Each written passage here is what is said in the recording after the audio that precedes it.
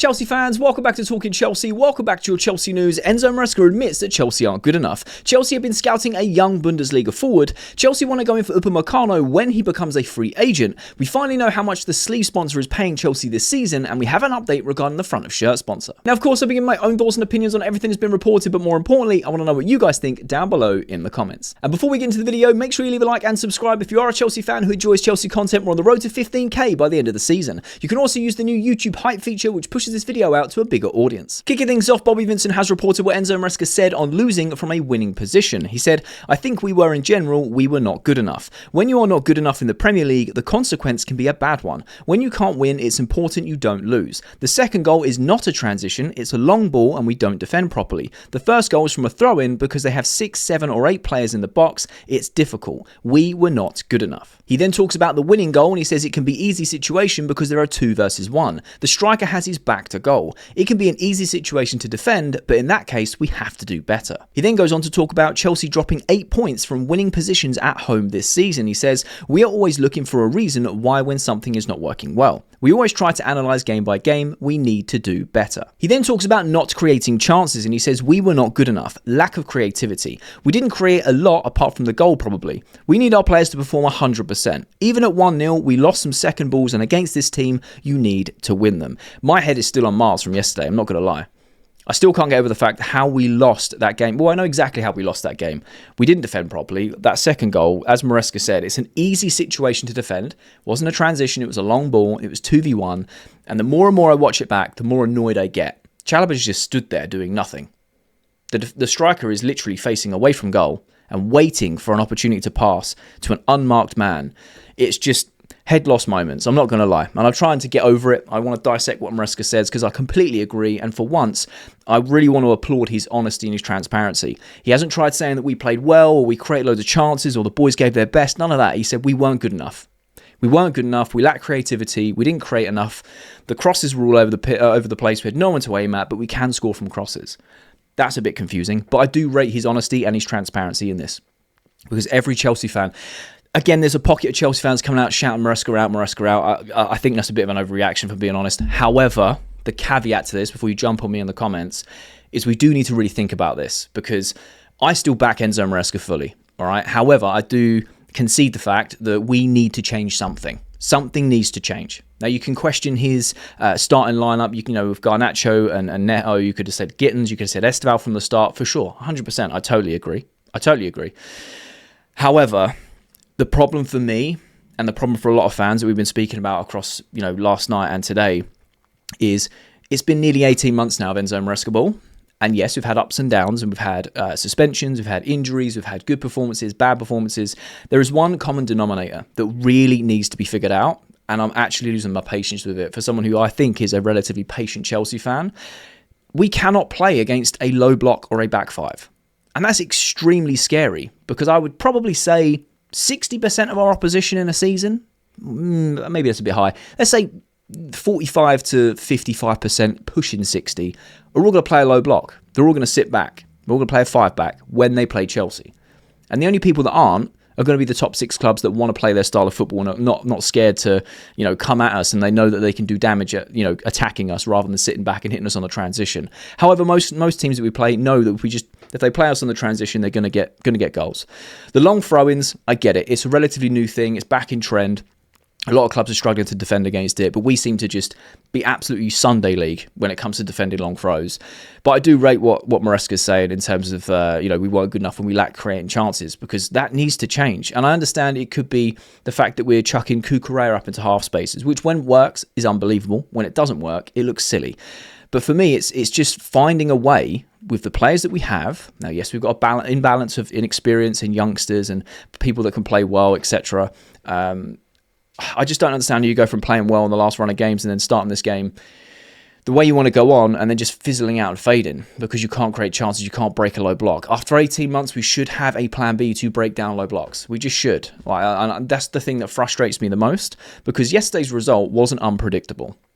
Yesterday's result was frustrating, it was disappointing, and it's made a lot of fans angry, myself included. Like I said, my head is still on Mars, but it's not unpredictable. because Chelsea struggle against the low block. We struggle against the back five. We struggle against teams that will quite happily soak up the pressure and hit us on the transition. We cannot defend transitions. We cannot defend long throw-ins. Apparently, we can't defend long balls. Now, a lot of fans are pinpointing it to when we took Josh Ashington off and Tosin came in. And I would say there's a lot of merit to that. I think that was a big turning point in the game because Josh Ashington was our best defender yesterday. I think by a country mile. He's the fastest in terms of recovery speeds, and he's the most in form. The one thing that's clicked for me, and a lot of you guys may say, like, oh, I've known this for ages, Jay. Fair enough, but for me, it clicked yesterday. I like Chalobah. I don't want to throw him under the bus. I like Tosin. I don't want to throw him under the bus. However, when they play together, mistakes happen. They cannot play together for whatever reason. You get one good game out of 6 bad ones from my observations. Now, again, correct me if I'm wrong in the comments, but I think as individual defenders, they have very good attributes, and I rate their character, and I love the fact that they're strong personalities behind the scenes, and they can be very good defenders. But what we've found is Badiashile Ashimpong never played together, very inexperienced in that sense, played fantastically well against Liverpool. Ashimpong Chalobah plays very well. Ashimpong Tosin plays very well. Tosin Chalobah, mistakes. Tosin Chalobah, errors. Tosin Chalobah conceding goals that we shouldn't be. And I think that is one of the main issues defensively. We can argue whether we need a new centre-back or not, but I think that the immediate fix is playing someone like Hato Ashimpong. Hato, or maybe not Hato Badiashile because it's 2 left-footed centre-backs, but mixing it up where it's not Tosin and Chalobah. And I understand that there's experience between them because they play Premier League, they're a bit older, I get that. But I would much rather sacrifice some of that experience to have a better partnership on the pitch. If you want to play Ashimpong and Hato, do you know what? Their skill levels are incredible. Just give it a go at this point because I don't think we can continue with Tosin and Chalobah as a partnership. I don't think they complement each other very well. Chalobah goes forward, Tosin's left one-on-one, and we know that he sucks in recovery speed and sucks defending one-on-ones on a transition because you can count the amount of times that we've conceded from that situation all season. And then going forward, we're without Palmer, we're without Delap. Guiu's young, we're trying to give him, he's just starting to get his chances. We've got Esteval who's on the bench. Maybe should have started. I'd say he should have started, but I understand why he's not starting and bringing him on. It's a lot of pressure for him. And then we also got Gittins or Garnacho on the left. We started the game with Garnacho and Pedro Neto on the wings. They're basically the same player. Just head down, sprint, spam crosses. And look, something needs to change, really. They're my big talking points from yesterday that I've kind of thought about and sat on for a little while. And this is what really frustrates me about it, is I'm still on Maresca's side. I still back him. I think he's a great manager. I think he's done very well at Chelsea. When you look at in the last 31 games, we've lost 6. And 4 of those games, we had a red card. So there's a lot more to the bigger picture than there is individual sort of performances. However, when you break down the Sunderland one, which is embarrassing to be losing at Sunderland at home, by the way, newly promoted side, coming to Stamford Bridge, full of confidence, playing football, executing their game plan, going above us in the Premier League. It's just not good enough. It's not good enough. Now, I don't want to dwell on it. I just want to talk about Maresca's comments and what my thoughts and feelings around that is. But I do rate his honesty and his transparency of saying we weren't good enough, we lacked creativity, and we got to figure it out. Because I'm going to be honest, 18 months of Enzo Maresca were near enough 18 months, and we can't break a low block is very worrying in my opinion. Doesn't mean I'm Enzo Maresca out. I'm just saying that things need to change in that sense. Because when we don't play teams that don't play a low block, we play fantastically well. Look at the Liverpool game. Look at the Ajax game. I know they had 10 men for 75 minutes, but they didn't sit in a low block. I would love to know your thoughts and opinions down below. 1, on what Enzo Maresca is saying. Do you appreciate his honesty and his transparency? And 2, on my thoughts on terms of the centre-back partnership of Tosin and Chalobah and how it doesn't work. And the lack of creativity and how we should be being, having a plan B and being able to beat a low block after 18 months of this manager. Let me know your thoughts and opinions down below. Bobby Vincent then reported what Enzo Maresca said on Joao Pedro's goal drought and injuries. And Enzo said, I think Joao is not training every day because he is managing an injury problem. Moy is the same and Enzo is the same. We have 4 or 5 players that have some problems and cannot work every day. They then try to make the effort and play the game. Joao struggled a little bit today, but of all the players did today, so it's not just Joao. Now, I totally get this, and I don't want to throw Joao Pedro under the bus either, but he didn't really have a good game. Yes, I think he did struggle. You think, now Enzo's saying he is picking up, he's got a bit of a knock and he's playing with that. Fair enough. But I just feel like he wasn't good enough. I don't really want to comment on his goal drought because if I'm being honest, I don't feel like that's a major warning sign as of right now because we know he plays better as a 10 and he struggled yesterday. But in the whole season, or since he came in, Club World Cup, we know that he's an ice cold finisher when he gets the opportunities, and he had people like Palmer putting it on a plate for him. chance creation. Chances in the right place at the right time, he takes them. Fair. I'm happy with that. He's scored some goals himself. He's assisted some goals early on in the season. Yes, he's gone for a bit of a drought, but I'm genuinely not worried because he's more of a 10 than a 9. And there's a lot of pressure on him because we've only just started giving Mark Guiu chances because Enzo wasn't happy with the way he was training. Fair enough. Joao's been playing a lot of minutes. He's carrying an injury, playing through injury, and we're waiting on Delap. He needs rest. He needs rotation. And I feel like once he gets that, we'll start seeing the Joao Pedro we saw in the Club World Cup. That's just my opinion on it, though. So I'm not worried about Joao Pedro's goal drought at all. I don't think that we should be comparing him as a 9 against other 9s. We know he can play that role, but we also know that's not his strongest position. And his strongest position is in that 10. But yesterday, like I said, he struggled to create. There was an opportunity where I think he was called offside, but even in that moment, in that passage of play, he didn't even take the shot. He tried squaring it. And he wasn't on the same wavelength as Guiu, so it just went horribly wrong. So I don't know. Is there a confidence issue? I don't think so. There was also some good parts to Joao Pedro's game yesterday in small moments, in patterns of play, like little turns, little touches, little 1-2s and things to create space. Cool. But there was just no end product from him. There was no end product from anyone other than Garnacho. And he got the goal, and Neto, that was the one good ball that Neto played all game. It was a good assist.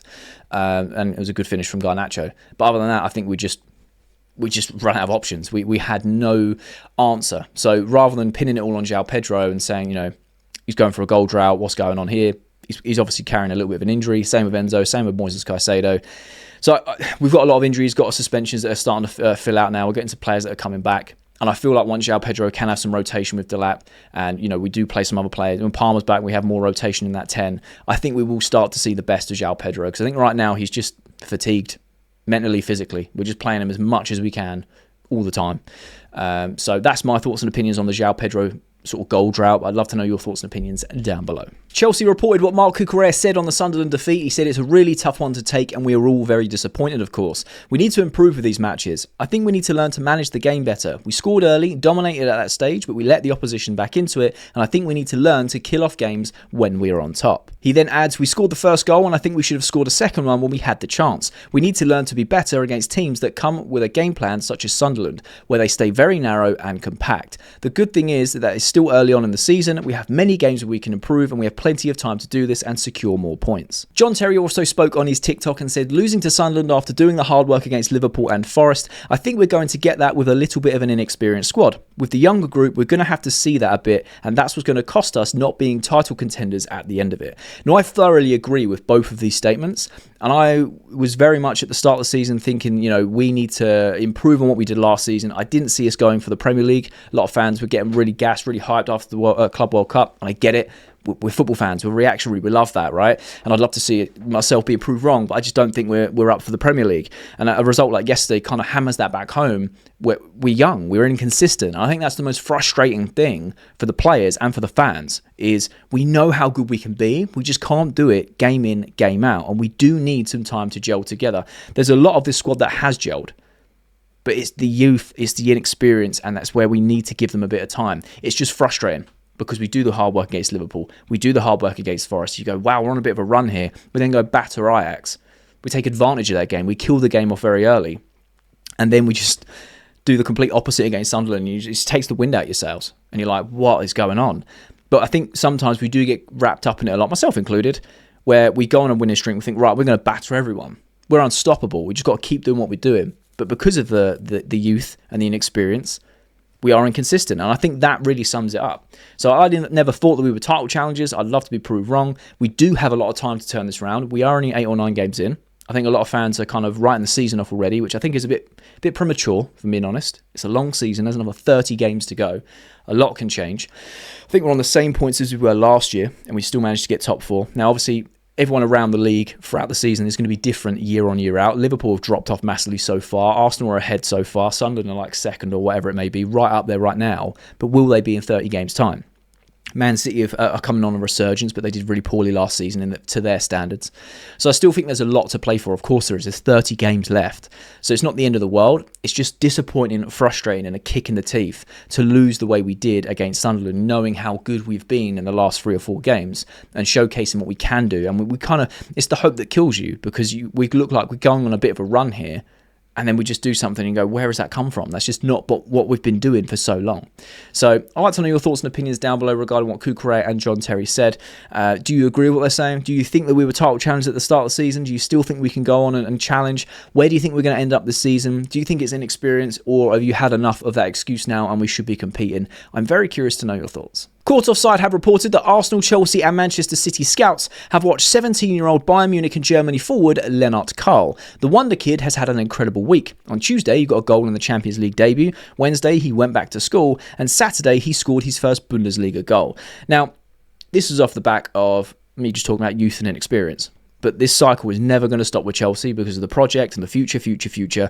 And, you know, they're kind of hoping and praying that the players we've got now stick together long enough and they can do the business rather than buying some experience. I don't know anything about Lennart Karl, I'm going to be honest. This is the first I've heard about him. But what a week he's having at 17 years old to score on his Champions League debut and his first Bundesliga goal back-to-back and going to school in between. What a flex. So it'll be very interesting to kind of see how this develops. I've never heard of Lennart Karl. I will do some research on him, and I want to know if you guys have heard of Lennart Karl. Have you watched Lennart Karl? Is he a decent player? He's only 17 years old, which again is very, very young. Chelsea are very sort of into their youth right now in terms of, you know, buying for the future, like I said. We've also got the likes of City and Arsenal scouts looking at him, and he's at Bayern Munich. Like, he's already at the highest of heights. So yes, it's the Bundesliga. You could say it's a farmers' league or whatever, but you know they're also got a lot of European pedigree, and he's doing it on that stage by the looks of it. If he might be one to watch for the rest of the season to kind of see how he develops, see how much minutes he gets, see if he has this as a breakthrough season.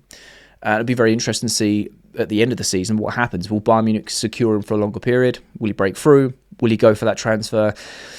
Who knows? Because at 17 years old, he's got the world at his feet if he continues to do this. But I just thought it was very interesting to react to, get thoughts and opinions, because like I said, I've never heard of Lennart Karl. I will do some research, and I will, next time something comes up about him, I'll speak about him for sure. But I'd love to know your thoughts and opinions down below regarding Lennart Karl and Chelsea constantly scouting for the youth of tomorrow rather than experience for the now.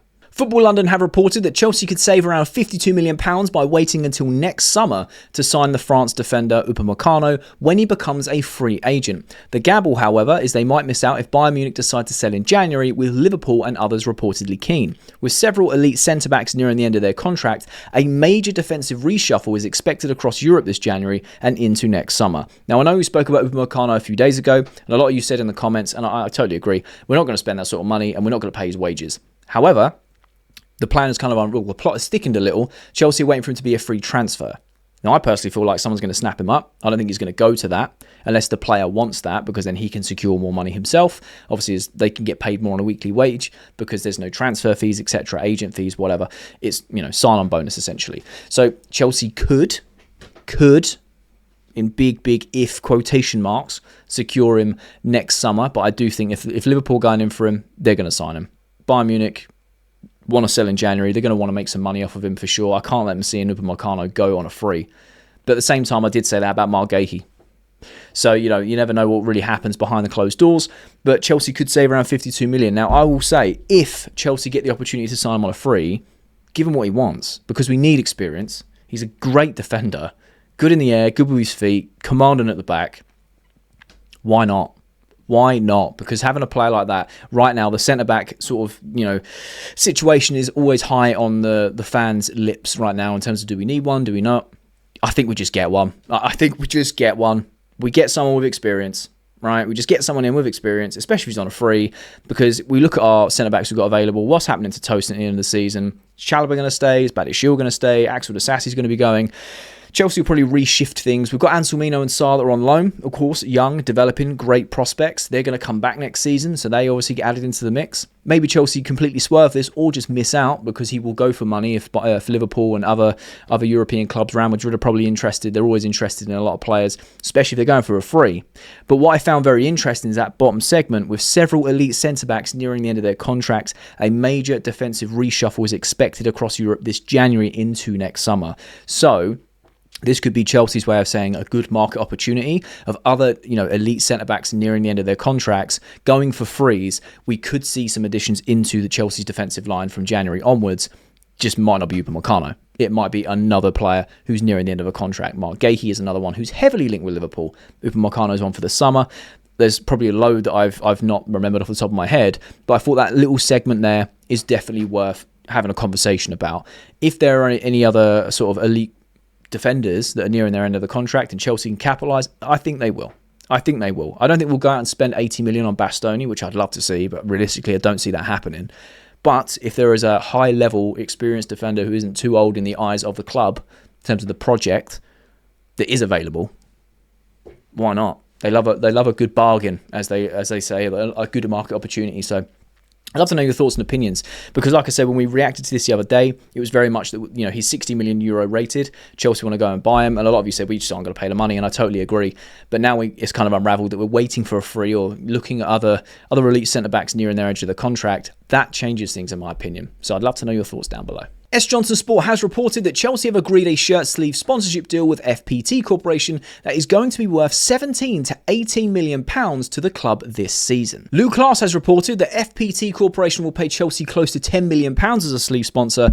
After the season, they will return to the club's global partner status. Chelsea are looking for a long-term sleeve sponsor in a deal worth 15 million a year. And Football Insider has reported that Chelsea are in advanced talks for a front of shirt sponsorship. It is understood that the Blues could agree a long-term deal that would see them earn between 40 and 45 million pounds per year for this season and the years ahead. Now, I've lumped these together because I've got my own little theory, and like I said, I want to react to it and get your thoughts and opinions down below, because we spoke about the sponsorship. Now, the sleeve sponsorship, it's been reported between 10 million and 18 million.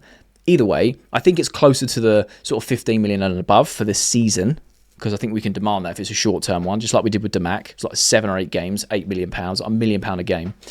I think that's probably more in the region that we're going to be receiving, which is a lot of money for a sleeve sponsor. It just is. So then when you partner it with the article from Football Insider saying that we're looking to sign a 40 to 45 million pound front shirt sponsor, let's say we get it this season, you've got, let's say it's 43 because it's in the middle, and then you've got 17 from the sleeve sponsor, that then equates to 60 million. Because what I find very interesting is no one would take a sniff at us when we're asking for 60, 65, and now all of a sudden we're in advanced negotiations for 40, 45. That's a massive drop financially in terms of what we were originally looking for and what we're willing to accept. Now I get it, it's a long-term deal, but you have got the likes of United and Liverpool and other big commercially successful clubs getting more than that. That's about the same as what Spurs are getting on a year with their current sponsor. So I don't know what's changed. I don't know how reliable Football Insider is on this specific article. They're usually there or thereabouts. But it's a big price difference from 60 to 65 million a year to 40 to 45. Unless they are thinking of pairing that with the sleeve sponsor and boosting that up so it equals between 60 and 65 combined. I don't know. Maybe that's something that's happened higher up within the board. That's the compromise. Okay, we can't get the one of the sponsors to pay that set amount, so we'll combine it to get that amount. So I don't know. Now, the last we heard on that front of shirt sponsor was Red Bull Oracle, or Red Bull Oracle Racing, however they've split it, but Red Bull basically. And one of the airlines, whether that's Riyadh Air, Qatar Airways, anything like that, reportedly a tech group, but I've not seen anything to say which tech group specifically. So it'll be very interesting to see how long it takes to get over the line, because this has been going on for a long time, and we need to put a nail in the coffin and just get it sorted, especially if it's a long-term deal, because once it's done, it's just extra revenue we can bring in, and a lot of fans can go buy their shirts, because there's a lot of fans I speak to most days from various communities within the Chelsea space that are saying, I just want to buy my shirt once we've got a sponsor.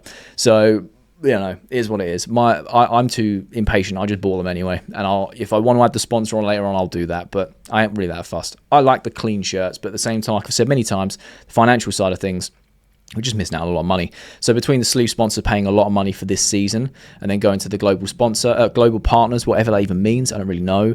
But then Chelsea looking for a long-term sleeve sponsor. This could be something to just get us over this season with that massive income of money, because maybe they're planning to not be as active in the transfer markets of January and summer. Who knows? I find that highly unlikely, because it's Chelsea. We're always involved in the transfer window, but I feel like it's going to slow down a lot now, because I feel like we've got a lot of the base and the foundation, and we just need to kind of work on the key areas. Again, centre-back, goalkeeper, wingers, striker. It's the same thing every single year that we need to improve. And obviously we're waiting for that youth to develop. So in the meantime, we do need someone for the here and now. So I'll be very interested to know your thoughts down below regarding the front shirt sponsor and the sleeve sponsor combined. Sleeve sponsor being quoted anywhere between 10 and 18 million. Where do you think that realistically sits with yourself?